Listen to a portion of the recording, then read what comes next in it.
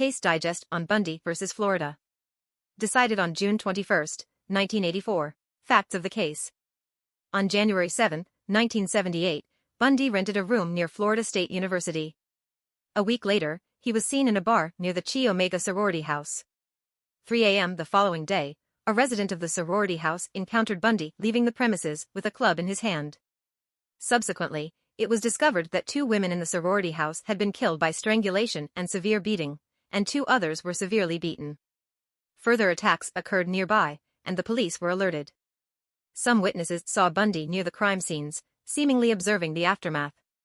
Bundy was even later seen by a police officer in the vicinity of the crime scenes, but fled. He was eventually arrested in Pensacola under unrelated charges. After thorough forensic analysis, the evidence was considered sufficient to support convictions on all counts. The appeal now focuses on Bundy's points of contention. Main issues of the case and its respective rulings. First issue is, Bundy, acting as his own attorney, argues that the trial judge erred when he did not exclude the public and press from pre-trial hearings, and thereby violated Bundy's right to a fair trial.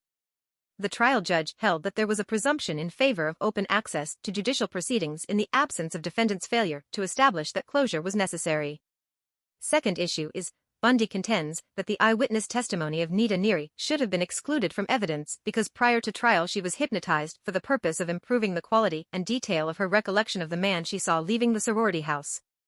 The trial judge held that Nita Neary's testimony was based upon her independent recollection, untainted by any improper suggestions by the hypnotists. Ultimately, the Florida Supreme Court upheld the trial court's decision that included the admissibility of evidence, the conduct of the trial, and the validity of the death sentences imposed on Bundy. The court's rulings affirmed Bundy's guilt and the imposition of the death penalty. Impact to the legal system.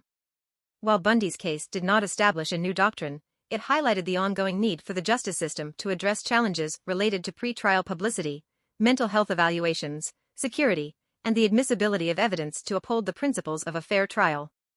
These principles continue to be applied and refined in subsequent legal cases. Studying law is easier with Audio Law Reader.